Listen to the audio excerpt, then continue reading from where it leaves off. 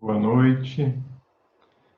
Começando a nossa live de hoje com o assunto O Conselheiro do Rei, sobre a relação professor-aluno.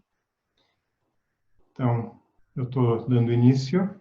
Hoje a gente vai estar fazendo uma live onde eu vou estar conversando também com a Cris Ganzo, que está fazendo a live nas quartas-feiras aqui, que é psicanalista, é minha aluna há cerca de 2 anos, acredito. Então, a gente vai ter uma dobradinha, uma conversa aqui hoje, e eu acho que vai ser bem interessante. Tenho certeza que vai ter bastante assunto, vai ficar bem mais rico, né? Com 2 pessoas aqui conversando. Eu vou já iniciar procurando a Cris, e aí depois que a Cris estiver aqui junto, a gente começa fazendo um canto e aí conversando sobre esse assunto, que eu acho que vai ser uma união bem interessante, onde a gente traz a tradição do yoga, uma tradição de milhares de anos, e traz também todo esse conhecimento da psicologia moderna e dentro de algo que acontece entre eu e a Cris, que é essa relação professor-aluno. Então a gente vai ter uma conversa que vai trazer esse aspecto bem vivo aqui, né? Então vamos lá. Eu vou tentar já então achar a Cris aqui. Nunca fiz de puxar uma outra pessoa, mas vamos lá. Então vamos procurar aqui a Cris. Acho que até ela está no, pelo que ela me disse, ela vai estar no Bororó Educação. Acho que encontrei. Então vamos ver se a Cris aparece. Está convidada. Entrando. Vamos esperar um pouquinho. Oi. Opa, tá vindo. Alô? Alô. Alô, professor? Estou te escutando, só não estou vendo teu vídeo ainda. Ai, Ave Maria, outro dia foi assim, com uma live também. É Eu mesmo? fiquei só na voz e aí eu falava assim, professor, câmbio, Aí não e chegou. daí a pessoa falava. Enfim, não sei o que aconteceu. Tá. Tu quer tentar de novo? De repente tu sai e a gente chama de novo. Sim, Tá. vamos lá, Vamos vamos lá. lá. Então vamos lá. Bororó.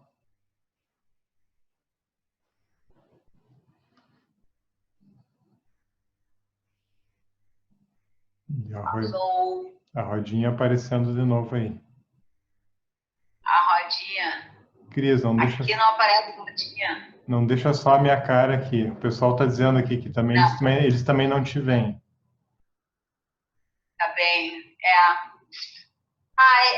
É uma coisa, né? Tá todo mundo aprendendo mesmo. É Tá. uma coisa de louco. Chegou a dar calorão. Tá. O que que tu acha? Eu acho que mantemos assim, né? Sem imagem e vamos conversando, né? Vamos, professor. E se voltar a imagem, daqui a pouco a Isabel vem nos socorrer aqui. Tá. Ela pode ser que ela tenha alguma ideia. E o Luca também pode ser que entre por aqui. Tá legal. Enfim. Então tá joia. Eu tenho muitas coisas para perguntar para o meu professor. Tá, a gente vai começar com um canto, e aí eu tenho certeza que o papo vai ser longo hoje, e aí a gente também, eu já vou avisando o pessoal, né, que uma vez por mês a gente vai fazer essa conversa em dupla. Eu na tua live e tu na minha, né? Ótimo. Então, nas outras aí, talvez a gente já consiga estar com isso melhor, ou até hoje, de repente, se resolva depois. Tá me escutando bem? Estou ótima, professor. Então tá legal. E o pessoal todo áudio tá bom? Vocês estão conseguindo acompanhar? Vamos ver a confirmação do pessoal no chat. Então tá legal. O professor está com cabeça e tudo, porque às vezes fica sem cabeça quando divide. A live divide matematicamente os corpos também. Então tá. Tô com cabeça, Cris. Aqui a Cris é psicanalista, ela tá preocupada com a minha cabeça.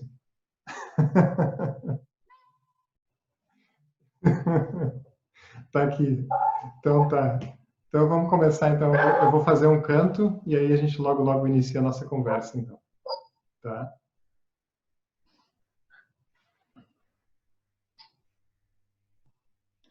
Namo Namo Shri Krishnaya Namo Namaha. Namo Namo Shri Deshikaya Namo Namaha. Atha Yoganushasana.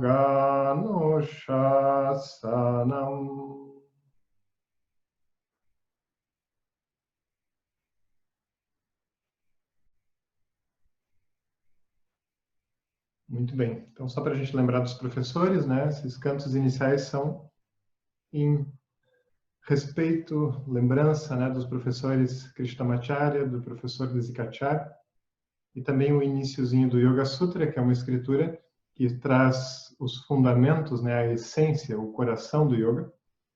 E ali nesse primeiro verso, né, o Krishnamacharya já interpretava essa questão de que o yoga é um ensinamento experiencial, não é intelectual, portanto ele vai nascer mesmo numa base de relacionamento entre duas pessoas, e não através de leitura de um livro ou através de um estudo solitário, né, autodidata. Então, tudo parte desse relacionamento. Então, vamos ao oi aqui do primeiro, que está sempre pedindo aqui para o oi, que é o Luan, né? Então, está ali o Luan, a Isis, né? Estão assistindo. O Luan sempre dá um oizinho aqui pelo chat. A Rosa sempre me diz que ele fica de olho vidrado a live inteira acompanhando. E, aliás, eu vou falar um pouquinho sobre ele também hoje, falando sobre essa questão da afeição, né? Dessa relação afetiva que se cria com o ensino que vem, né? E não é alguma coisa só realmente intelectual, né? Quando a gente tem uma ligação afetiva, ou seja, através desse relacionamento, né, tudo muda de figura, tudo cria um tom especial. Então, vai ser muito legal ter a Cris aqui junto para poder falar sobre isso também, né? Porque uma das coisas que eu vou querer ressaltar aqui é que isso não é essa questão do ensino, do processo de aprendizado, ele enfatizar essa questão do que é chamado no yoga de tradição oral, não é uma coisa mística e não é uma coisa do Oriente, né? Isso é algo que é trazido por todo o nosso conhecimento também de saúde mental aqui no Ocidente, ou seja, a gente vai procurar uma pessoa para nos auxiliar, para a gente entender a nós mesmos, né? A gente vai procurar um psicólogo, a gente vai procurar um padre, ou seja, a gente vai até a pessoa, a gente não vai simplesmente ler um livro ou querer ficar aplicando alguma coisa apenas conhecendo uma técnica e tentando verificar sozinhos se aquilo funciona para nós. Ou seja, todo o processo do ser humano, ele adquire uma outra riqueza, né, uma outra profundidade quando ele se dá através de um relacionamento. Então, isso que a gente vai conversar, né? Eu queria só introduzir um pouco, antes de pedir para a Cris conversar conosco, queria trazer um pouquinho de uma introdução a respeito desse assunto, né? De por que a escolha desse título, o Conselheiro do Rei. Eu acho que é bem importante eu trazer essa questão, porque essa ideia, esse nome, ele veio de um pequeno artigo que eu escrevi, onde eu quis tratar da relação professor-aluno. E aí me veio a questão, né, do Krishnamacharya, que é um dos grandes mestres dessa nossa tradição, que ele foi conselheiro durante um tempo do rei de Mysore, que é uma região da Índia. Então, isso é algo muito tradicional, né? Um brahmane, um professor, ele ser aquele que aconselha aquela pessoa que tem poder de decisão e de ação numa determinada sociedade. Existe um equilíbrio de forças aí. Alguém traz toda a sua dedicação a um conhecimento para ajudar aquele que tem o poder de ação. Cada um com as suas funções, e funções que são complementares. E essa ideia é muito importante que a gente traga também para a nossa relação professor-aluno, na transmissão de qualquer sistema de autoconhecimento, porque o professor, na verdade, ele é aquele que está dando um suporte, ele está auxiliando, mas o único que tem poder de ação, de fato, é o aluno, não é o professor, ou não é o terapeuta, né? Essa palavra professor ou a palavra terapeuta, elas se misturam muito dentro da tradição do yoga. Isso a gente poderia até conversar um pouco mais a respeito, mas eu acho importante falar sobre isso, né? Porque o yoga é um processo de terapia e um processo de educação. Isso tudo é muito complementar, é muito misturado para qualquer sistema de autoconhecimento. Então, eu trouxe essa ideia do Conselheiro do Rei, por quê? Porque isso mostra um pouquinho que a figura, digamos, principal, quem é o mais importante dentro desse processo, o mais importante é o rei. E aqui o aluno é o rei. Hoje, por exemplo, a gente tem a rainha convidada aqui, que é a Cris, né? Então, quem é aquela pessoa que está ali e que vai ser a pessoa mais importante do processo desse relacionamento? A pessoa mais importante não é o professor, né? A pessoa mais importante é o aluno. É por isso que o professor ele vai ter que demonstrar todo o seu respeito e a sua escuta perante o aluno, né? Porque só o aluno pode conhecer a si mesmo, não é o professor que conhece o aluno e ensina a ele quem ele é. O professor ensina os meios para aquele aluno poder se conhecer, para que ele tenha uma mente melhor, para que ele possa ele mesmo fazer esse percurso de entrar dentro de si e encontrar aquilo que está lá. O professor não pode entrar lá, né? Então, aquele território da própria pessoa, né? Aquele caminho, né? O caminho é feito por ele mesmo. Para quem já ouviu falar, para quem conhece um pouco das histórias da Índia, eu sempre falo sobre esse texto muito especial, que é a Bhagavad Gita. A gente tem ali uma grande pessoa, um grande mestre, que é Krishna, e a gente tem Arjuna. Arjuna simboliza o aluno. Arjuna é o aluno ali, né? Simboliza para nós, né? Então, quando a gente vê isso, a gente tem ali uma pessoa muito especial que é o Krishna, mas o Krishna, que é o professor, ele se coloca totalmente à disposição daquele aluno para poder auxiliar ele nas dúvidas dele, no percurso dele, e só ele é que vai poder fazer realmente um movimento de autoconhecimento. Krishna, que é o professor, não tem como fazer isso por ele. Krishna está ali como um grande conselheiro, é uma pessoa que tem escuta e que tem um conhecimento para auxiliar nesse processo interno pelo qual o Arjuna está passando, inclusive para tomar decisões a respeito de como ele vai agir na situação que está sendo descrita lá, que é uma guerra, que é uma batalha, né? E nós temos essa guerra nossa também, onde a gente também precisa desse auxílio para que a gente possa transformar esse território da vida em um caminho de autoconhecimento, porque tudo está disponível para nós, está tudo ao nosso redor, as coisas acontecendo e a gente em meio aos nossos conflitos, às nossas dúvidas, podendo transformar tudo isso em veneno, tudo isso que está ao nosso redor, ou transformar tudo isso em riqueza a partir de um processo de autoconhecimento, né? Então é sobre isso que vai ser todo o caminho de yoga, né? Isso que eu procuro chamar de psicologia do yoga, para lembrar que yoga não é exercício físico, yoga não é religião, e yoga vem dentro da tradição da Índia para falar sobre a mente, sobre as emoções, sobre esse processo de descoberta, de amadurecimento, né? Esse é o caminho sobre o qual a gente está falando, né? Isso ainda não é muito falado ainda no Ocidente, né? Porque eu acho que o yoga veio para o Ocidente de uma forma mais aparente, mais externa, através de coisas físicas, ou através até muitas vezes de uma coisa mais mística, né? Mas a gente tem que resgatar esse aspecto humano, né? Esse aspecto que é tão importante realmente para a nossa vida diária, para a nossa vida cotidiana, para os nossos relacionamentos. Então, vamos começar um pouquinho pedindo para a Cris também falar. Eu estava conversando com a Cris hoje, e a Cris falou: Jorge, eu gostaria de falar um pouquinho sobre como a gente se conheceu, né? Então, Cris, tu fica à vontade, se quiser trazer esse assunto, fica à vontade se tu quiser trazer alguma outra contribuição, né, nesse momento também, porque acho que vai ser bem rica. Então, a professora acabou de entrar aí na live, a minha coach, a Bel Silveira. Sim. E aí, Bel, eu tô sem imagem, e a Bel, além de ser minha coach para assuntos de botar minha cara no mundo, ela também é minha coach para assistência técnica. Então, Bel, tô sem cara aí, mas tô com coração. Se tu souber alguma coisa para eu fazer, tu fala aí para nós, Belzinha. Então, a entrada da Bel na minha vida, né, tem a ver com essa pessoa que enxerga coisas e que me oferece coisas. Então, a Bel falou assim, a gente tem um lugar, que é o Bororó, né, Bororó Educação, e na época a gente tinha um coworking, antes de vir a pandemia e o pandemônio, a gente tinha um coworking. E o professor Jorge alugou o salão para dar um curso de Bhagavad Gita, e a Bel falou assim: ô Cris, tu tem que ouvir esse homem, porque ele diz umas coisas, é impressionante ouvir ele, e tu precisa ouvir esse homem. Ele fala umas coisas assim parecidas com as coisas que tu fala, mas olha, o curso já começou, e eu falei para ele, tu podia assistir e vai ter de novo esse fim de semana e tu precisa assistir. E eu, Bel, puxa vida, Bel, mais essa? Bom, tá bem, Isabel, tá bem, porque eu faço tudo que ela me manda.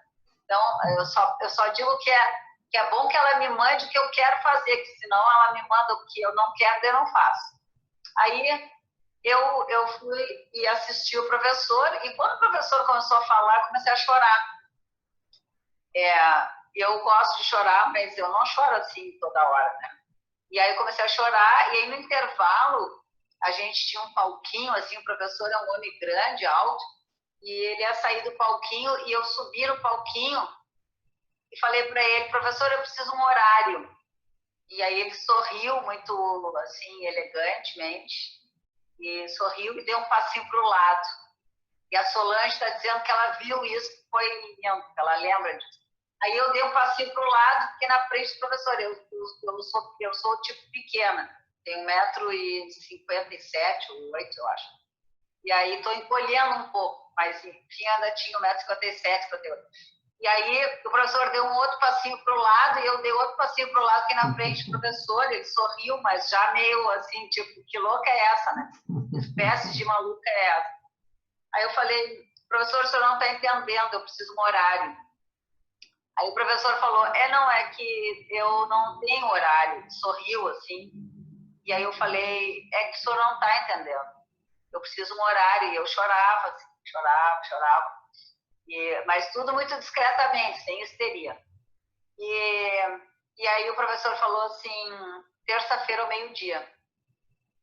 Daí eu peguei o horário, terça-feira ao meio-dia, qual é o endereço?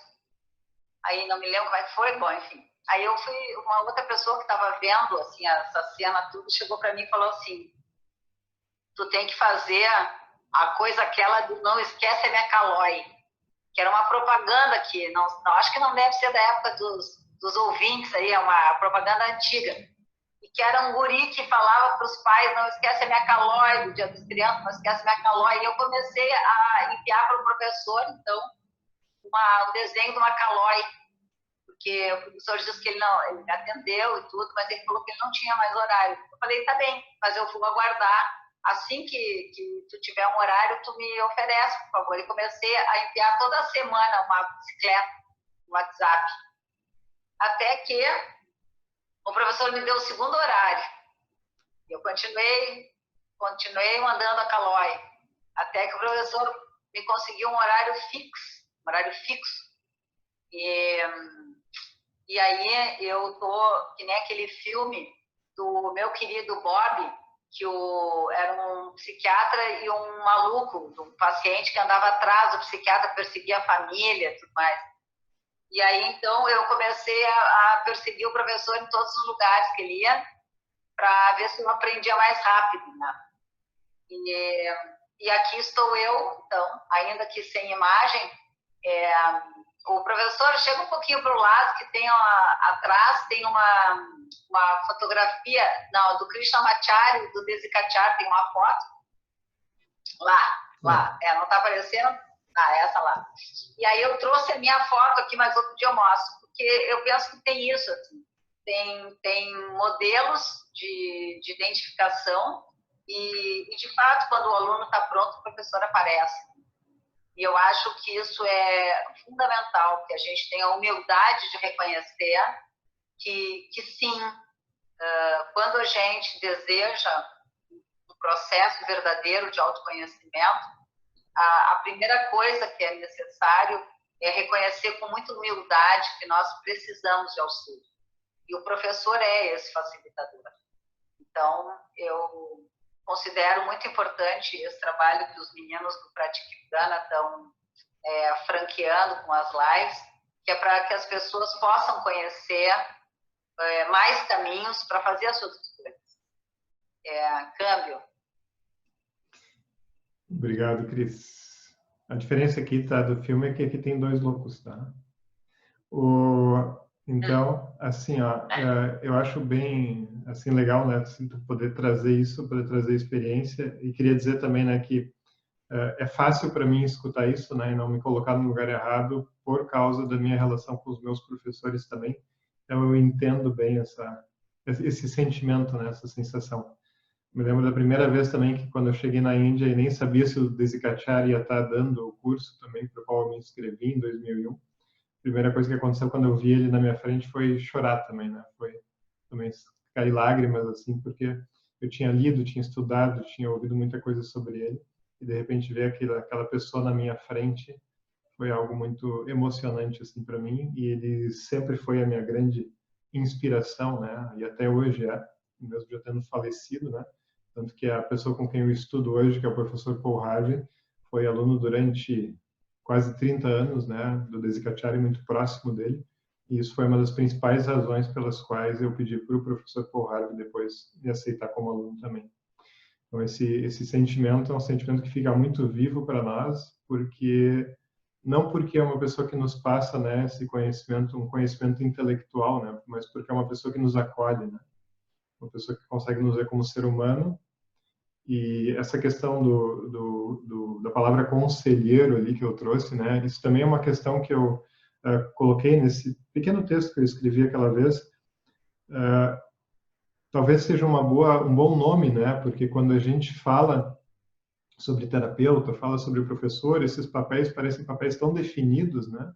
E, na verdade, o que a gente quer é uma pessoa que realmente saiba nos escutar e saiba nos ajudar a saber o que a gente vai fazer, que vai ser saudável, que vai ser adequado para o nosso corpo, para a nossa respiração, para as nossas emoções, para os nossos relacionamentos. E o yoga tem essa característica muito de unir, né, esses aspectos. Então, esse papel de conselheiro, esse nome conselheiro, eu acho que se ele for bem olhado, ele é um nome bonito para isso, né? Porque não é alguém que está apenas nos ensinando, né? Às vezes o professor se confunde com a ideia de alguém que está simplesmente ensinando. Claro que não é a melhor interpretação, mas pode ser escutado dessa forma por nós, né? E terapeuta parece que é alguém que está simplesmente tentando lidar com nossas perturbações. E não é nenhuma coisa nem outra, né? É aquela pessoa que está ali escutando, que está ali de uma forma compassiva, de uma forma amorosa, podendo trazer o seu conhecimento, aquilo que ele também recebe da sua relação com os seus professores, para aquele que está ali naquele momento como papel também de aluno, né? Eu acho que é muito importante isso, né? Muito importante essa compreensão. E eu acho que essa questão, né, que tu trouxe, né, que tu trouxe bem forte, é uma coisa que eu acho que é muito essencial e é muito especial aí, que é essa questão afetiva que está envolvida também nessa relação. Né? Por exemplo, como eu tinha dito lá no início que eu ia comentar um pouquinho, né, a respeito do Luan e também a respeito da minha filha mais velha, né, a Isis, de 4 anos, a pequenininha, né, também já aos poucos, né, tem relações que vão aparecendo com isso. Mas, por exemplo, minha filha mais velha, que está com 28 anos, acho que é isso, 29, vai fazer 29 agora. A minha filha mais velha, ela acompanhou também lá no início o meu caminho, quando eu estava envolvido no início com o budismo tibetano, com yoga, conhecendo todos esses vários mundos, né, de autoconhecimento. E para ela ficou tão marcado naquela época também a minha relação com isso, que mais tarde um mantra lá que eu cantava, lá naquela época quando ela era pequenininha, ela também estabeleceu uma relação especial com esse mantra, né, depois como adulta, né? O Luan, pela prática também de asana, que é o que ele enxerga mais ali de fora, né, olhando para o yoga, né, ele também vendo aquilo vindo a partir do pai, ele estabeleceu também uma relação muito afetiva também com a prática de asanas, a prática física e respiratória, que muitas vezes ele mesmo me pede à noite, pai, eu quero fazer antes de dormir, né, porque eu me sinto melhor. E dá para ver assim a beleza da relação com isso, né, que passa pela figura do pai, passa por enxergar aquilo de uma forma que não é apenas um movimento de corpo. Tem um outro tipo de ligação, porque é uma ligação com um ser humano que para ele representa um papel muito especial, né? E para mim, quando eu estou oferecendo, mesmo que às vezes estou sem paciência, né, de noite, cansado, como foi o caso ontem, né, também tenho algo que eu sinto como muito especial em podendo estar transmitindo aquilo para ele, né? Então, é muito diferente apenas do que a gente olhar isso como se fosse uma mera informação, uma mera transmissão fria de conhecimento. É preciso ter como base, para qualquer processo de transformação, de saúde, de cuidado, é preciso ter como base essa afeição, né? Então, isso tem que nascer de uma amorosidade, tem que nascer de um acolhimento, tem que nascer de uma compaixão. né, de um desejo de transmitir de alguma forma aquilo, porque aquilo me faz bem e eu fico feliz também de oferecer para o outro. Isso não significa que a gente vai oferecer de qualquer forma, pelo contrário, que a gente vai cuidar muito bem para ver o que é adequado. Hoje de manhã um aluno meu, o Ricardo, comentou, né, que uma das frases que mais chamou atenção para ele, que ele viu como sendo do professor Desikachar, foi a frase de que para o professor o mais difícil, o mais exigente, não é saber o que ensinar exatamente, mas é conseguir cuidar o que ele não deve ensinar. Porque às vezes acontece que a gente simplesmente quer virar uma biblioteca ambulante, que a gente quer simplesmente transmitir técnicas, né? E quando a gente faz isso, a gente esvazia completamente o processo de autoconhecimento, a gente desrespeita a pessoa que está na nossa frente, né? Então a gente tem que lembrar tudo que não deve ser ensinado, porque agora não é o momento para aquela pessoa, agora não é o que está acontecendo na vida dela, agora não é o mais importante. Então, como é que eu respeito esse que está na minha frente, pensando sobre o que é esse conhecimento todo que está aqui e o que faz sentido passar, porque se conecta com aquele momento, se conecta com aquela pessoa, né? Com aquela experiência que ela está tendo, aquilo que ela está contemplando, aquilo que ela está questionando naquele momento, né? Então, acho que tem uma beleza muito grande, algo muito especial dentro desse tipo de relação, quando essa relação é bem cuidada, né? Cris. Professor, me ocorreu dizer assim que eu tô com 56, né? Se der aí, talvez eu vá para os 57, estou bem afim. E, eu sou psicanalista desde os, sei eu, enfim, fui estudar psicanálise, eu tinha 17 anos. Então, são 40 anos. E quando eu me dei conta que estava insuficiente o que eu estava fazendo, para mim, né, em termos de saúde, eu estava assim deprimida depois que meu pai faleceu, e eu fazia tudo que eu sabia e nada assim reunia a minha energia, né? E aí quando eu te escutei pela primeira vez, eu reconheci que aquele era o caminho que eu já estava tentando, que eu já tinha começado a estudar Vedanta, eu já tinha feito todo o percurso de espiritualidade possível, já tinha me abraçado em árvore, já tinha ido para tudo quanto era coisa de gente falando de religião, espiritualidade, e onda daqui, e azul dali, e desce uma luz e passa por não sei quantos chakras, aquilo era uma confusão mingau na minha cabeça. E aí, quando eu te escutei, eu me dei conta que eu estava diante de uma outra coisa. Eu estava diante de um outro conhecimento. E a Solange escreveu para a gente aí, grandes mestres dão nossos segundo nascimento. E eu acho isso impressionante, assim. E a Cristiane escreveu aí, o professor é aquele frente ao qual a gente respira. E aí o Dri Levas perguntou onde é que fica no Instagram. Não sei, Belzinha, fala aí onde é que fica, mas eu só sei que fica aí no Instagram dos Meninos do Prana, fica gravada a live. E eu acho que é importante que a gente reconheça os conteúdos, né? Quando nós publicamos, eu e a minha irmã, Denise, nós escrevemos vários livros sobre autoconhecimento, e as pessoas nos perguntavam se a gente fazia uma coisa de Vedanta. A gente não sabia o que era isso. A gente falava, vê o quê? Vedanta? Não, nunca ouvi falar. Mas aí a gente foi estudar o que era o Vedanta. Começamos a estudar e, de fato, os textos védicos tinham muita semelhança com o que a gente tinha escrito, sem absolutamente ter pálida ideia do que seria isso. A Bel está dizendo que fica salvo no IGTV. Bom, é uma televisãozinha aí no meio do negócio. Quando abre o Instagram, ali tem a parte das publicações e no meio tem um símbolo de IGTV em cada perfil. Aí naquele símbolozinho de IGTV estão todas as lives ali gravadas. E eu me lembro que quando eu comecei o meu processo contigo, Jorge,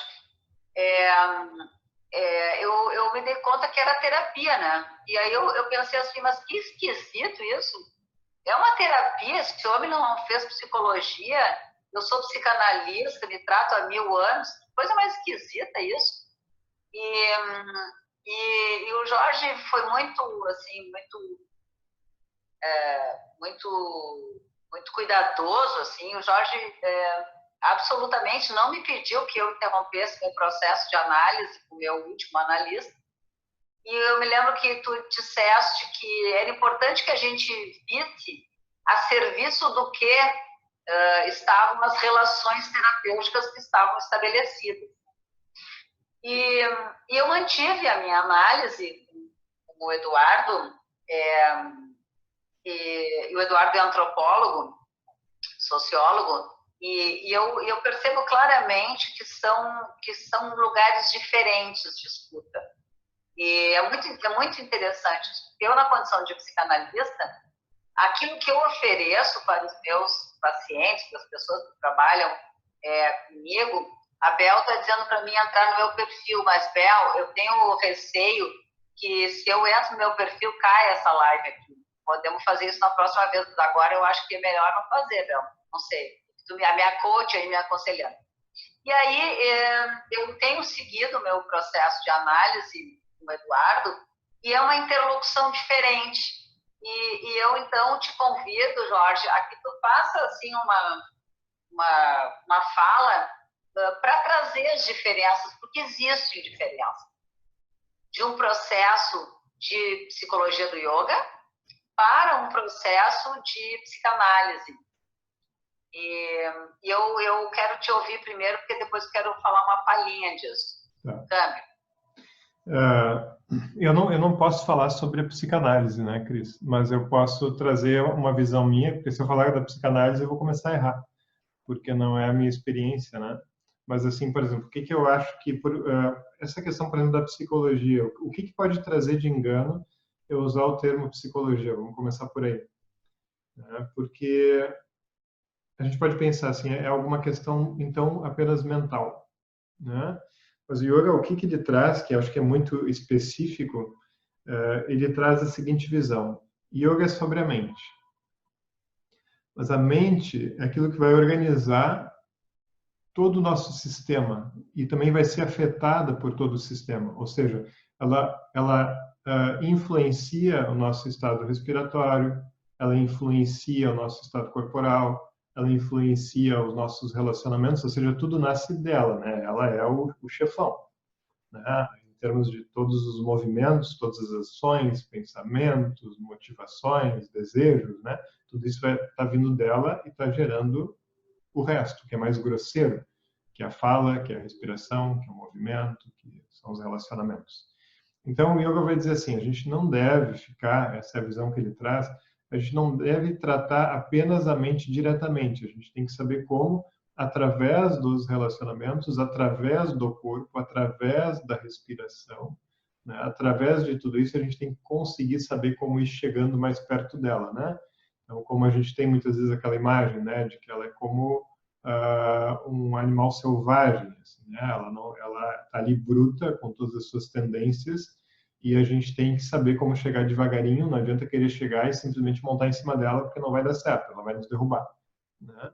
Então, o yoga traz muito esse aspecto de integração, né? Então, existe algo que traz uma certa dificuldade também para o caminho de yoga. Digamos, estou falando assim dentro do atendimento individual, né, que é a nossa visão de como o yoga deve se desenvolver, que é, a gente vai começar por onde? A gente vai começar pelo corpo?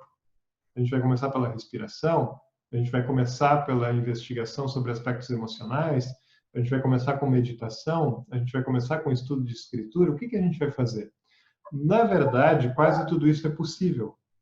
Por quê? Porque a gente tem que primeiro escutar a pessoa, a gente tem que verificar onde ela está e o que dessas ferramentas vão poder auxiliar e depois, aos poucos, ir integrando esses vários aspectos.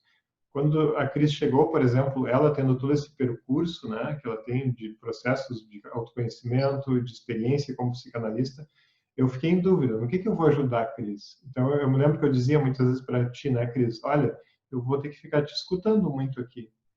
Eu não tenho nada a te dizer por enquanto. Eu quero te ouvir. Né? Então, a gente precisa estar ali disponível, porque a gente vai ter que, naquele momento, a gente vai ter que ver onde começa o yoga. Onde começa para essa pessoa. Né?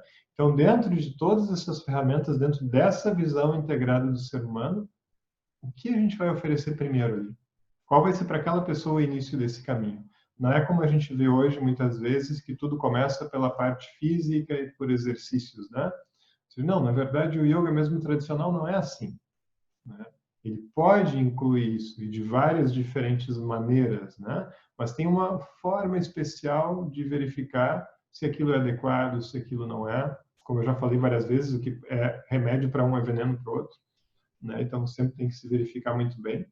Então, o grande desafio do processo, do que a gente está chamando aqui de psicologia do yoga, é enxergar todas essas esferas, entender que o yoga tem ferramentas para lidar com todas essas e verificar como integrar de uma forma especial, como montar um quebra-cabeça que vai fazer sentido para aquela pessoa naquele momento.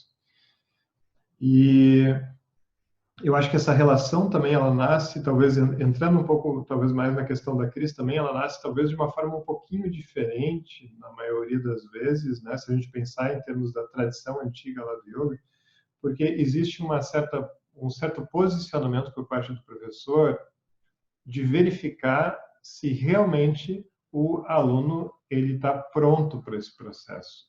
Ou seja, existe uma ausência de pressa e uma nítida transferência de responsabilidade, no bom sentido da palavra, assim, de eu dizer assim, olha, a responsabilidade por esse processo é teu, ela não é meu como professor, eu estou aqui para te auxiliar, mas isso só vai ser possível se tu fizer a tua parte. Isso está muito marcado dentro da forma como o yoga tradicional atua. Né? Ou seja, muitas vezes nos tempos antigos, né, isso já mudou, é claro, né, não faz tanto sentido mais hoje, né, apesar de que de algumas formas ele é adaptado, existia isso do professor testar o aluno, né? Ou seja, ele quer verificar se realmente aquela pessoa vai fazer esforços para começar esse caminho, para verificar se vai fazer sentido dar alguma coisa. Ou seja, se eu der alguma coisa, se a pessoa realmente vai colocar suas forças, ela vai colocar sua atenção nisso, eu preciso saber, porque senão se eu oferecer algo para a pessoa e ela não fizer isso, isso não vai estar ajudando de verdade ela. Então, todo esse processo de deixar muito claro que são várias coisas integradas. Isso acho que para a nossa cultura é um pouquinho difícil, né? A gente tem pressa muito. Se eu quero desenvolver o corpo, eu quero pular para alguma coisa que logo me dê força. Se eu quero desenvolver a mente, uma coisa que logo me dê muita concentração. Se eu quero desenvolver a respiração, eu quero muito desafio respiratório. O yoga não vê assim, ele vê como é que eu vou fazendo de uma forma integrada tudo isso e que um vá fazendo muito bem para o outro, né? De que um não perturbe o outro. Se eu estou usando corpo, respiração e mente, que é a tríade ali do yoga, como é que, usando um, eu estou conseguindo melhorar a saúde do outro. Eu estou conseguindo contribuir com esse outro aspecto. Então, tudo tem que ser muito bem montado. Né? E tudo vai depender completamente do posicionamento daquela pessoa que é o aluno. Então, realmente tem um cuidado muito grande com isso. Né? Deixa eu verificar o que eu estou dando, que está sendo bem aproveitado, né? E deixa eu testar, de certa forma, o aluno, porque o aluno também vai ter que me testar. Como é que o aluno me testa? Ele me testa verificando ao longo do tempo se realmente aquilo que eu estou fazendo, eu estou atuando com uma expressão que eu destaquei para hoje, que é o well-wisher, né? Que é aquela, no inglês é aquela pessoa que deseja a minha felicidade. Eu estou vendo se aquela pessoa realmente o que ela está fazendo porque ela está preocupada com a minha felicidade, se ela está ali para me ajudar de verdade. Quando eu reconheço e consigo perceber que todo o foco do professor, do terapeuta é para isso, eu posso começar a confiar. Né? Mas o professor também, o terapeuta também tem que verificar se a pessoa tem condições de atuar a partir daquilo que eu estou transferindo para ela. Né? Esses dias eu indiquei um livro para uma pessoa ler como auxiliar do processo terapêutico dela e depois ela me disse, olha, eu não estou pronta para esse livro. Né? Ou seja, eu tenho que entender isso como um retorno que eu vou ter que respeitar e vou ter que repensar junto com ela o direcionamento. Né? Então, tudo isso é muito importante. Então, o yoga vem de uma cultura diferente. Tem algumas características específicas dentro do que é essa abordagem, né, psicológica do yoga. Ao mesmo tempo que tem algumas diferenças, tem muita coisa em comum, eu acredito, com a tradição ocidental. Por exemplo, uma questão que eu acho muito lamentável que ocorre hoje é uma certa bipolaridade, né, dentro da visão do que é a relação professor-aluno no yoga. Algumas pessoas acreditam que a relação com um guru, que é um personagem meio mítico, né, que vai estar distante. Algumas pessoas olham como não sendo necessária quase essa relação, é uma relação rápida, eu faço um cursinho de fim de semana, depois já passo para um outro professor, porque, na verdade, o yoga é visto como um conjunto de técnicas que eu vou aprendendo um pouco em cada lugar. Né? Essas duas visões são visões muito negativas e que não vão ajudar a gente no processo de autoconhecimento. Né? Então, eu tenho que conhecer a pessoa, tem que ter uma relação que é muito humana e tem que, ao longo do tempo, ir desenvolvendo. Né? Eu preciso de tempo de relacionamento para conseguir conhecer alguém, para conseguir ter condições de ajudar de verdade, mesmo que eu tenha uma boa base de conhecimento verdade. Mesmo assim, o tempo é necessário. Né? Quanto tempo leva para a gente conhecer a pessoa com quem a gente está casado? Conhecer de verdade, a vida inteira. Quanto tempo leva para a gente conhecer um filho, uma filha? A vida inteira. Quanto tempo leva para a gente se conhecer? A vida inteira. Né? Então, essa disponibilidade, esse olhar, né?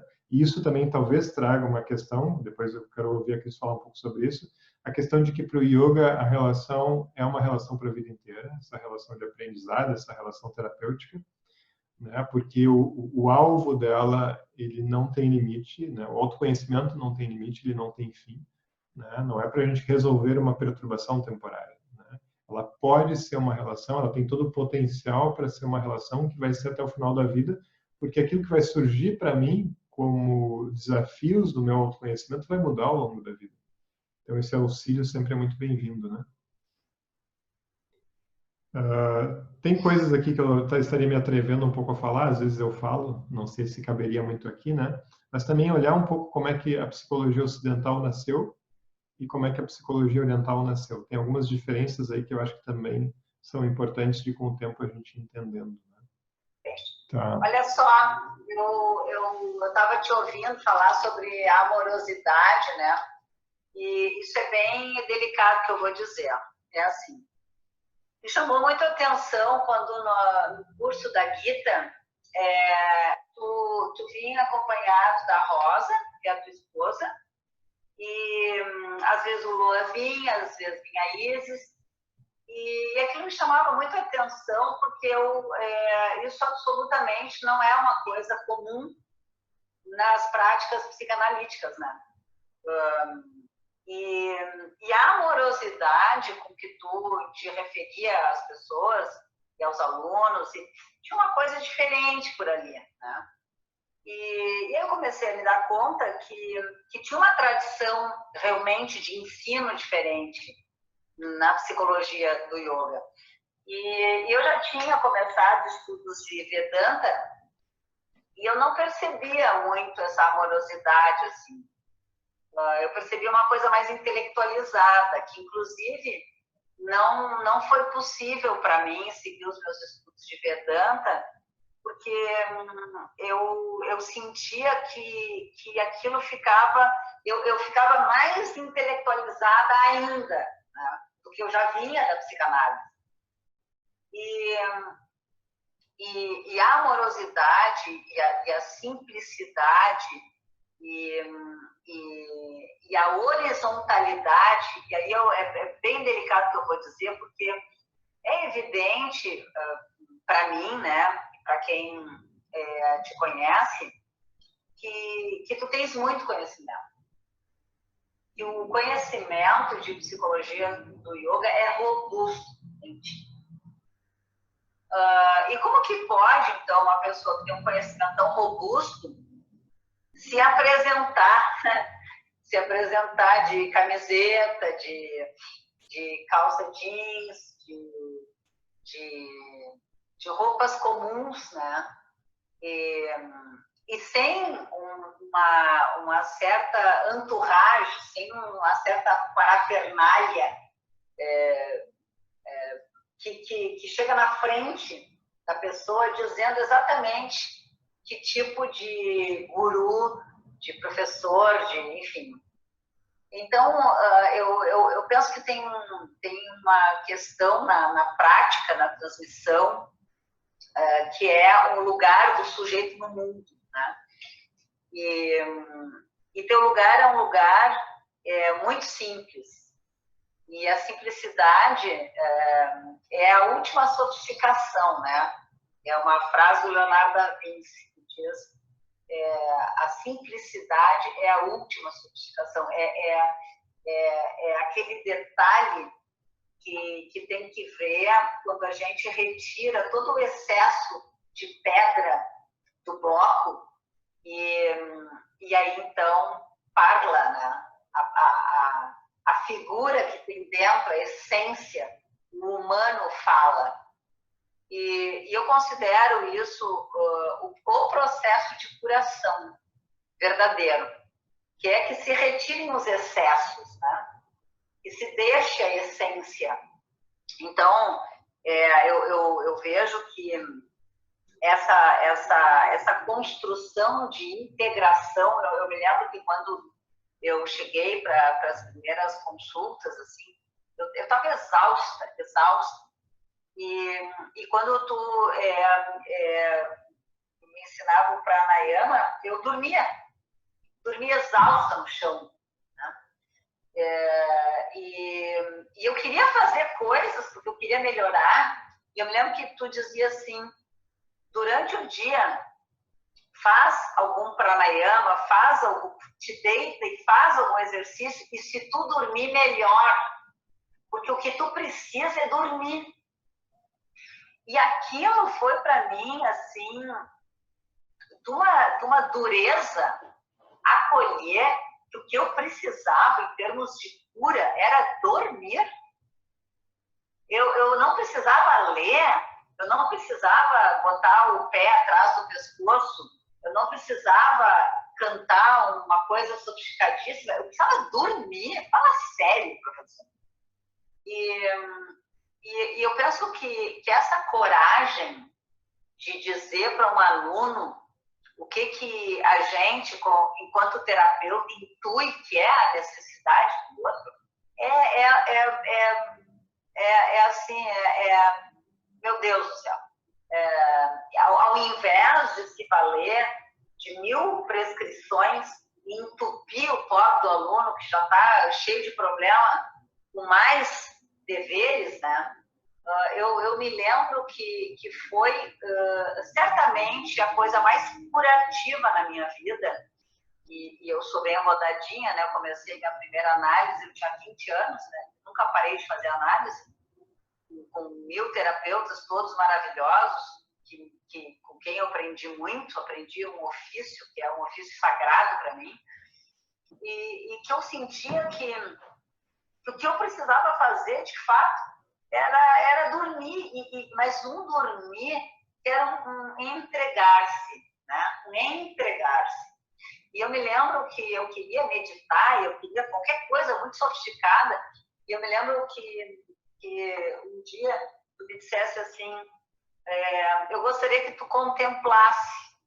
Eu falei, com o quê? Contemplar, Cristiane. É olhar, simplesmente olhar. E eu fiquei muito estupefacta com aquela prescrição de olhar com os olhos abertos. Mas eu queria meditar, eu queria fazer coisas mais sofisticadas.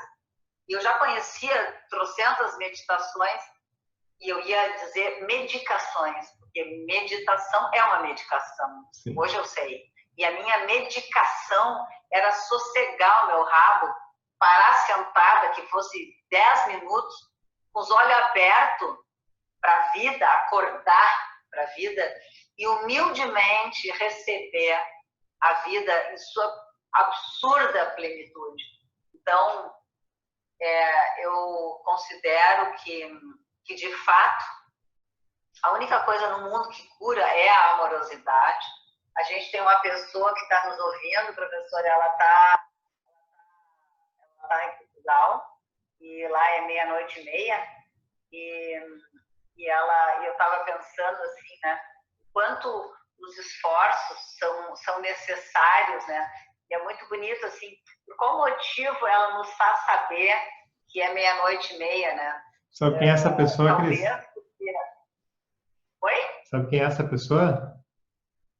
Eu sei quem é, mas agora já me perdi aqui. Mas a Isabel, que é uma moça dos 8.000 instrumentos, a Isabel vai saber localizar, porque está aqui, A Maria Tereza. a moça... É a Maria, agora eu estou te ouvindo bem baixinho, Jorge. Tu está me ouvindo bem? Tô. É a Maria Tereza, que é minha aluna há 16 anos, e é uma relação que acabou fazendo com que ela virasse a madrinha da minha filha mais nova. Ah, que delícia! Né? Que mostra, acho que muito isso também, né? Esse lugar do relacionamento, né? Ou seja, um relacionamento de cura, ele pode amadurecer também para um relacionamento mais próximo. O relacionamento mais próximo, eu costumo dizer, ele está em segundo lugar, né? Um relacionamento de amizade, porque o relacionamento foi buscado para um processo de cura. Mas ele pode se desenvolver para essa outra direção quando a gente percebe que é possível integrar essas duas coisas, né? Porque o nosso primeiro compromisso é com a pessoa que nos procurou por seu processo individual. E com a Maria Tereza, que está aí nos escutando, né? Está dizendo aqui que está feliz nos escutando. Ela está lá em Portugal, está lá com o filho dela, está morando lá. Passa um tempo aqui, um tempo lá. E a Maria Tereza foi um bonito exemplo disso, assim, de uma pessoa que soube fazer o seu processo pessoal, soube depois se vincular de uma forma mais próxima na minha vida familiar também, né? Até chegar ao ponto de algo que não é nada comum na minha relação com os meus alunos. Eu sempre procuro proteger de certa forma para ver até que ponto, né, essa relação pessoal também vai poder acontecer.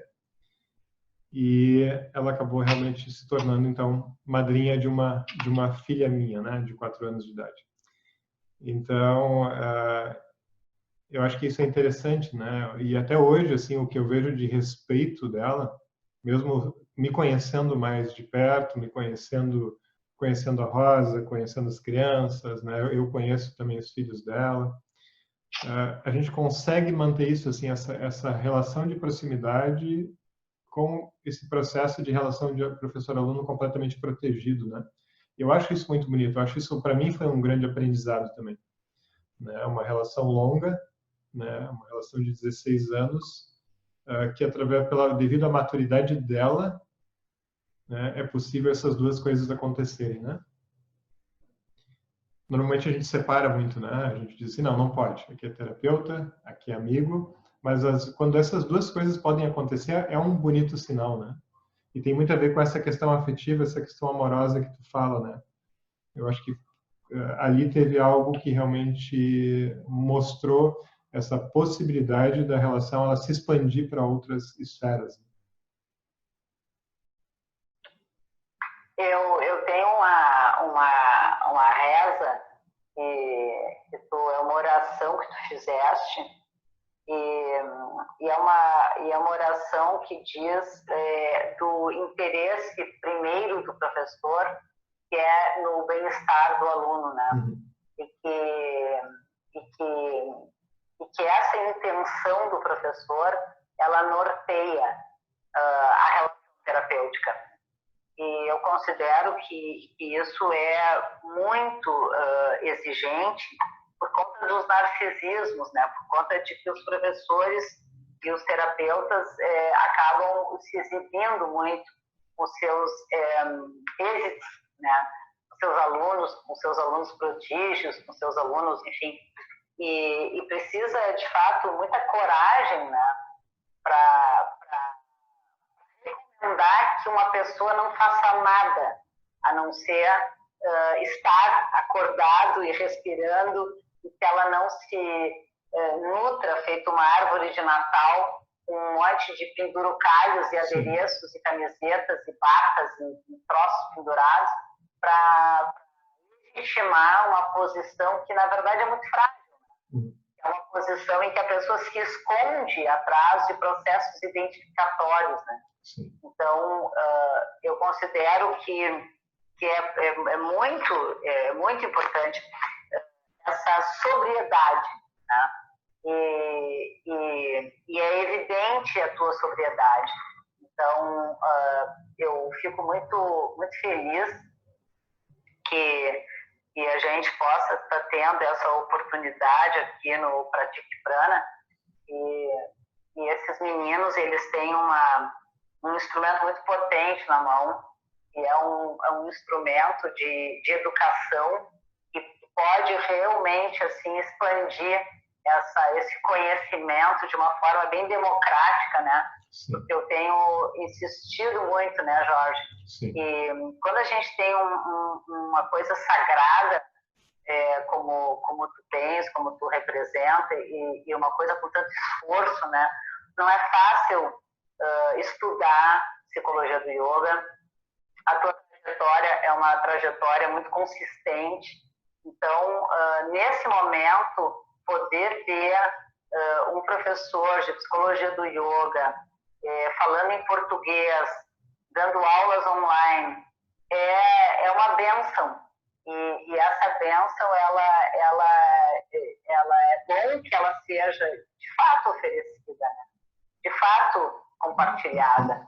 Então, eu tenho insistido bastante assim, que a gente bote a cara, né? E hoje está muito engraçado, porque a minha cara não está aparecendo, eu estou achando ótimo, porque eu vou dizer um negócio, esse negócio da gente botar a cara sempre, eu nunca me olhei tanto no espelho, porque agora me vejo nessa máquina os dias inteiros com a minha cara, e isso produz um impacto, né? Produz um impacto, é muito divertido. Câmbio. A Rosa está aqui, né? Minha esposa está dizendo, Cristo, é sempre muito corajosa na tua fala. E isso é verdade, né? Isso é verdade. Isso aí é algo assim que, quando tu fala dessa questão toda de qualidades, né, e tudo, isso sempre é muito a qualidade do aluno, né? Porque como tu mesmo falou, por exemplo, toda a tua trajetória, né, todo o caminho que tu tem e essa questão de não parar, né? Ou seja, tu tem toda a postura, né, essa humildade, que é uma coisa muito reverenciada pelo yoga como um todo, né, de poder olhar para uma pessoa, né, e poder dizer assim, olha, eu tenho algo para aprender aqui. Né? Isso vai ser algo muito importante. E é graças a Cris, na verdade, também, que eu comecei a fazer mais movimentos na direção desse mundo online, né, que eu era mais retraído, mais fechado, e a Cris insistia muito. Jorge, eu faço bastante esses trabalhos, eu gosto disso. Estudei também jornalismo porque queria falar com as pessoas, queria transmitir isso, né? E ela me empurrava, pode ir que é uma coisa positiva e é boa. Né? Então também é graças a Cris que eu tenho também me exposto mais nessa direção também. Então uma grande contribuição dela, né? Um grande apoio. E estou aqui por causa da Cris também, né? O pessoal do Pratique Prana, né, tem uma relação de mais tempo com a Cris e ela insistiu que seria também algo importante, né, de ter esse espaço para falar sobre psicologia do yoga aqui. Então, muito obrigado, Cris. Eu fico muito feliz, eu fico imensamente agradecida e honrada com a possibilidade de tantos aprendizados. E em que pese que eu sou bem ciumentinha e bem insegura, quando eu tenho uma coisa boa, assim, quando eu descubro uma coisa boa, uma pessoa boa, um livro bom, uma coisa, eu tenho uma vontade de sair gritando para as pessoas, por aqui, pessoal, vamos junto. E é muito legal, assim, porque a gente pode chegar muito rápido em muitos lugares, mas se a gente realmente quer ir longe, a gente necessita estar bem acompanhado, né? E eu estou muito feliz, professor. Gratidão imensa. Muito obrigado, Cris. Uma vez por semana, uma vez por mês estaremos conversando juntos aqui. Eu lá na live da Cris, a Cris aqui. Cada um de nós. Que bom. Então, pessoal, a gente vai, acho que finalizando, né? Acho que o tempo está acabando. Eu até não tenho certeza, mas me parece que a live tem até um limite de 1 hora, né? Mas nem sei como é que está isso direito. É 1 hora e às vezes passa só um pouquinho, mas daqui a pouco corta e é assim, tá. Tipo, já. Então, um grande abraço, Cris. Pessoal, muito obrigado pela presença de todos vocês. Espero que estejam juntos aí, porque é muito bom estar interagindo, né, pelo chat, estar ouvindo vocês, a gente conversando.